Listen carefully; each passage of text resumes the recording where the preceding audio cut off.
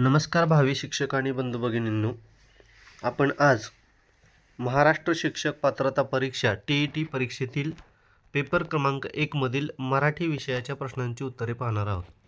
चला तर मग सुरू करूया. प्रश्न क्रमांक 31, संधी प्रकारानुसार विसंगत पर्याय कोणता? याच्यामध्ये बघा, पर्याय क्रमांक 1 दिलाय महोदार्य, पर्याय क्रमांक 2 गंगौघ, पर्याय क्रमांक 3 दुर्दैव आणि पर्याय क्रमांक 4 जनैक्य. यामध्ये या प्रश्नाचं उत्तर आहे पर्याय क्रमांक 3 दुर्दैव. बाकीचे इतर पर्याय जे आहेत ते स्वरसंधीची उदाहरणं आहेत. दुर्दैव हा वेगळ्या संधीचा प्रकार आहे. त्यानंतर बघा, प्रश्न क्रमांक 32, पुढीलपैकी अकर्मक कर्तरी प्रयोगाचे वाक्य कोणते? पर्याय क्रमांक 1 डोंगरावर हिरवेगार गवत उगवले होते, पर्याय क्रमांक 2 पक्षी अंगणात दाणे टिपतात, पर्याय क्रमांक 3 श्रावणीने नवीन पैठणी आणली, पर्याय क्रमांक 4 ताईने अंगणात पाना फुलाची रांगोळी काढली. यामध्ये या प्रश्नाचं उत्तर आहे पर्याय क्रमांक 1 डोंगरावर हिरवेगार गवत उगवले होते. अकर्मक कर्तरी प्रयोगाचं हे उदाहरण आहे. त्यानंतर बघा पुढील प्रश्न, दिलेल्या आकृतीतील म्हण ओळखून अनुक्रमे दुसऱ्या व 7व्या क्रमांकाच्या अक्षरांनी तयार होणाऱ्या शब्दाचा समानार्थी शब्द पर्यायामधून निवडा. आता याच्यामध्ये तुम्हाला सा ली भा री भ का प खा खी अशा पद्धतीनं अक्षरं दिलेत आणि यामध्ये एक म्हण आहे. तर ती म्हण अशी आहे, भपका भारी खिसा खाली. भपका भारी खिसा खाली अशा पद्धतीची ती म्हण आहे. आणि यामधलं 2 नंबरचं अक्षर येतं ते म्हणजे प आणि 7 नंबरचं अक्षर येतं ते म्हणजे सा. आणि या पसा या शब्दाचा समानार्थी शब्द कोणता असा प्रश्न तुम्हाला विचारला आहे. यामध्ये पर्याय क्रमांक 1 पाऊस, पर्याय क्रमांक 2 ओंजळ, पर्याय क्रमांक 3 पोकळ, पर्याय क्रमांक 4 वृत्ती. तर या प्रश्नाचं उत्तर आहे पर्याय क्रमांक 2 ओंजळ. त्यानंतर बघा पुढील प्रश्न, गावावर आलेल्या भीतीदायक संकटाचा गावकऱ्यांनी मिळून सामना केला. अधोरेखित शब्दसमूहास योग्य अलंकारिक शब्द कोणता? भीतीदायक संकटाचा या शब्दासाठी अलंकारिक शब्द येतो तो म्हणजे पर्याय क्रमांक 1 गंडांतर. पुढील प्रश्न, पुढीलपैकी समूहदर्शक शब्दाची अयोग्य जोडी कोणती? अयोग्य जोडी शोधायचे. मडक्यांची उतरंड बरोबर आहे, प्रवाशांची झुंबड हेही बरोबर आहे, नाण्यांची चवड नसते, नाण्यांची चळत असते, त्यामुळे पर्याय क्रमांक 3 हे या प्रश्नाचं उत्तर आहे. गवताचा भारा हे देखील बरोबर आहे. त्यानंतर बघा पुढील प्रश्न, माधुरी अतिशय हुशार आहे या वाक्याचे अकरणरूपी वाक्य कोणते? करणरूपी म्हणजे होकारार्थी वाक्य आणि अकरणरूपी म्हणजे नकारार्थी वाक्य.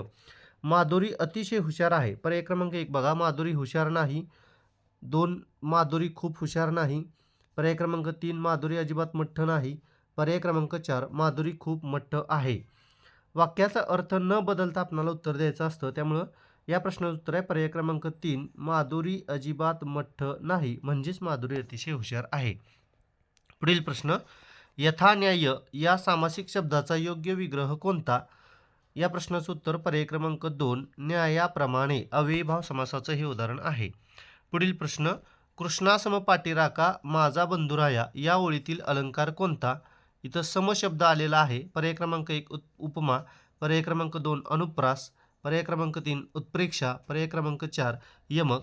तर या प्रश्नाचं उत्तर आहे पर्याय क्रमांक 1 उपमा. पुढील प्रश्न, अलीकडे पावसाचे प्रमाण खूप कमी झाल्याने वृक्षारोपण मोहीम राबविली पाहिजे. या वाक्यात अशुद्ध शब्द किती आहेत असं विचारले. इथं बघा, या वाक्यामध्ये अलीकडेला दुसरी वेलांटी पाहिजे, पावसाचे पाहिजे तिथं पाऊसाचे केलेलं आहे, प्रमाणमध्ये न बाणाचा पाहिजे, त्याच्यानंतर खूपला दुसरा उकार पाहिजे, त्यानंतर बघा मोहीमला दुसरी वेलांटी पाहिजे. म्हणजे 1 2 3 4 5 अशा पद्धतीनं याच्यामध्ये आपणाला 1 2 3 4 आणि 5 पाहिजेला पहिली वेलांटी पाहिजे. म्हणजे अशा पद्धतीने इथं 6 अशुद्ध शब्द आलेले आहेत. त्यानंतर बघा पुढील प्रश्न, मी विचारले तुम्ही देशावर प्रेम करता म्हणजे काय करता या वाक्यात किती विरामचिन्हे आलेली आहेत? यामध्ये बघा, इथं मी विचारल्यानंतर स्वल्पविराम पाहिजे, पुढचं वाक्य डबल इन्व्हर्टेड कॉमा म्हणजे दुहेरी अवतरण चिन्हामध्ये पाहिजे, आणि इथं तुम्ही देशावर प्रेम करता म्हणजे काय करता क्वेश्चन विचारला म्हणजे इथं या वाक्यामध्ये एकूण 3 विरामचिन्ह आपल्याला असायला पाहिजेत, म्हणून पर्याय क्रमांक 2 हे या प्रश्नाचं उत्तर असेल. पुढे बघा, पुढील प्रश्न. भाकरी हा शब्द कोणत्या भाषेतून मराठीत आलेला आहे?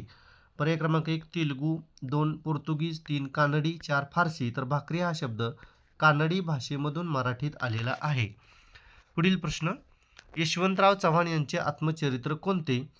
तर सह्याद्रीचे वारे, करेचे पाणी, कृष्णाकाठ, कृष्णकमळ. यामध्ये पर्याय क्रमांक 3 कृष्णाकाठ हे यशवंतराव चव्हाण यांचे आत्मचरित्र आहे. पुढील प्रश्न. प्रजासत्ताक दिनाच्या कार्यक्रमासाठी प्रमुख अतिथी म्हणून उपस्थित असलेल्या व्यक्तीस तुम्ही कोणते पत्र लिहिणार? उपस्थित झालेले आहेत म्हणजे या ठिकाणी बघा, पर्याय क्रमांक 1 अभिनंदन पत्र, 2 निमंत्रण पत्र, 3 आभार पत्र, 4 तक्रार पत्र. तर या प्रश्नाचं उत्तर आहे पर्याय क्रमांक 3 आभार पत्र. त्यानंतर बघा, पुढील प्रश्न.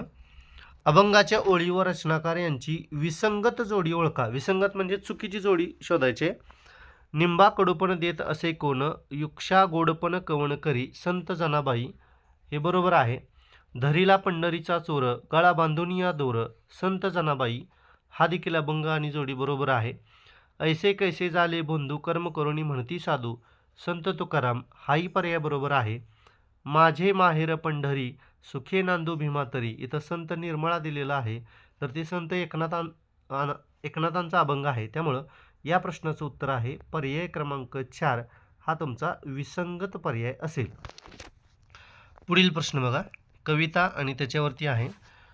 देवाने डोळे मिटले का मिटले असावेत, असा प्रश्न तुम्हाला विचारले. बघा इथं, देवाने डोळे का मिटले असावेत या प्रश्नाचं उत्तर आहे झालेली जीवितहानी पाहून. झालेली जीवितहानी पाहून. त्यानंतर बघा, कवितेतील प्रेषित या शब्दाचा अर्थ कोणता? तर इथं प्रेषित म्हणजे ज्यानं कोणी हे युद्ध घडवून आणलेलं आहे अशा अर्थानं सैतान हे या प्रश्नाचं उत्तर असेल. पुढील प्रश्न बघा, कवीच्या मते ईश्वराचा वास कोठे असतो? पर्याय क्रमांक 1 पराक्रमी क्रूर व्यक्तींच्या ठाई, फक्त मंदिराच्या गाभाऱ्यात, प्रेमळ व क्षमाशील व्यक्तींच्या ठाई आणि दुर्जन व्यक्तींच्या ठाई. यामध्ये या प्रश्नाचं उत्तर आहे पर्याय क्रमांक 3 प्रेमळ व क्षमाशील व्यक्तींच्या ठाई. पुढील प्रश्न. खालील पर्यायातून समानार्थी शब्दाची विसंगत म्हणजे चुकीची जोडी ओळखा. लतिका कन्या बरोबर आहे. आदिम म्हणजे मूळचा बरोबर आहे. आस्था आणि आपुलकी बरोबर आहे.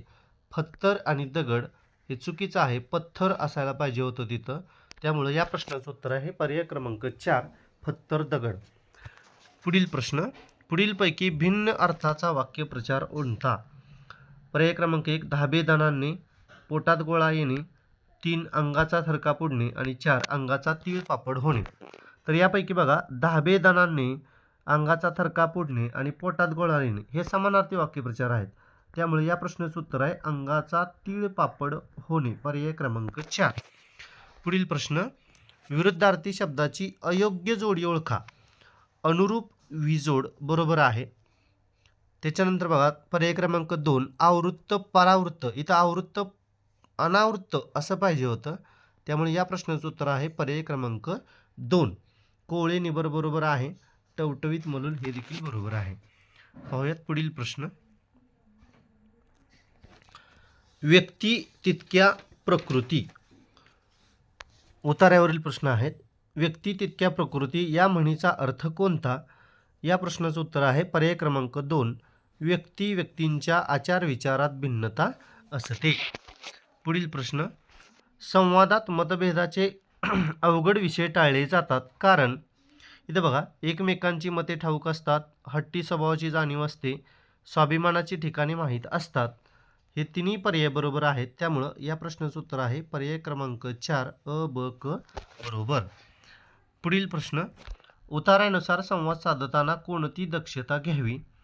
समोरच्या व्यक्तीचे मन दुखावले जाणार नाही याची, स्वतःचेच म्हणणे खरे करण्याची, नेहमी स्वहितास प्राधान्य देण्याची, समोरच्या व्यक्तींच्या दोषाकडे दुर्लक्ष करण्याची. पर्याय क्रमांक 1 या प्रश्नाचं उत्तर आहे समोरच्या व्यक्तीचे मन दुखावले जाणार नाही याची. पुढील प्रश्न. मामाने भाचीस बोलकी बाहुली आणली या वाक्यातील विशेषणाचा प्रकार कोणता? पर्याय 1 गुणवाचक विशेषण, पर्याय 2 संख्यावाचक विशेषण, पर्याय 3 सार्वनामिक विशेषण, पर्याय 4 धातुसाधित विशेषण. या प्रश्नाचं उत्तर आहे पर्याय क्रमांक 4 धातुसाधित विशेषण. इथं बोलकी बाहुली, बोल या धातूपासून बोलकी बाहुली, त्यामुळे धातुसाधित विशेषण पर्याय क्रमांक 4 हे या प्रश्नाचं उत्तर आहे. पुढील प्रश्न, कर्नल संतोष महाडिक आपल्या तुकडीसह पुढे सरसावले. या वाक्यातील अधोरेखित शब्दाची जात. इथं तुकडीसह, इथं सहला अंडरलाईन अधोरेखित शब्द आहे बघा. ऑप्शन केवलप्रयोगी अव्यय, 2 क्रियाविशेषण अव्यय, 3 शब्दयोगी अव्यय, 4 उभयान्वयी अव्यय. इथं शब्दाला जोडून आलेलं आहे, त्यामुळे या प्रश्नाचं उत्तर आहे शब्दयोगी अव्यय. पुढील प्रश्न, आम्ही पूर्ण दिवस पाण्यात डुंबलो. अधोरेखित शब्दाच्या विभक्तीचा कारकार्थ कोणता? इथं पाण्यात या शब्दाला अंडरलाईन आहे. पर्याय 1 कर्म, पर्याय 2 अधिकरण, पर्याय 3 करण, पर्याय 4 संप्रदान. तर यामध्ये पाण्यात म्हणजे ठिकाण दाखवतं, त्यामुळे या प्रश्नाचं उत्तर त्याचा विभक्तीचा कारकार्थ आहे अधिकरण, पर्याय क्रमांक 2. पुढील प्रश्न, पुढीलपैकी नपुंसकलिंगी नाम ओळखा. पर्याय 1 फुगे, 2 धागे, 3 सोगे आणि 4 वांगे. यामध्ये नपुंसकलिंगी शब्द आहे पर्याय क्रमांक 4 वांगे. पुढील प्रश्न, आम्हाला उत्कर्षाचा अन प्रगतीचा मार्ग दिसला. या वाक्यातील विधेय विभाग ओळखा. आता विधेय विभाग ओळखा म्हणजे तुम्हाला क्रियापदाबद्दल अधिक माहिती सांगणारे शब्द शोधायचे होते. पर्याय क्रमांक 1 मार्ग दिसला, 2 आम्हाला दिसला, पर्याय क्रमांक 3 प्रगतीचा मार्ग दिसला आणि 4 आम्हाला मार्ग दिसला.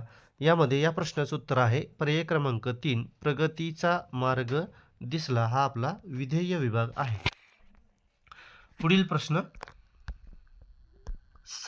शंकर सावकाराच्या कचाट्यात गवसू नये म्हणून मी त्याला मदत केली. या वाक्याचा प्रकार ओळखा. केवल वाक्य, मिश्र वाक्य, संयुक्त वाक्य, आज्ञार्थी वाक्य. या प्रश्नाचं उत्तर आहे पर्याय क्रमांक 2 मिश्र वाक्य. पुढील प्रश्न, पुढीलपैकी मूर्धन्य वर्ण कोणता? थ, ळ, ख आणि स. या प्रश्नाचं उत्तर आहे पर्याय क्रमांक 2 ळ. मूर्धन्य वर्ण हा इथं ळ आलेला आहे. तर अशा पद्धतीनं आपल्याला या प्रश्नांची उत्तरे पाहता येतील. धन्यवाद.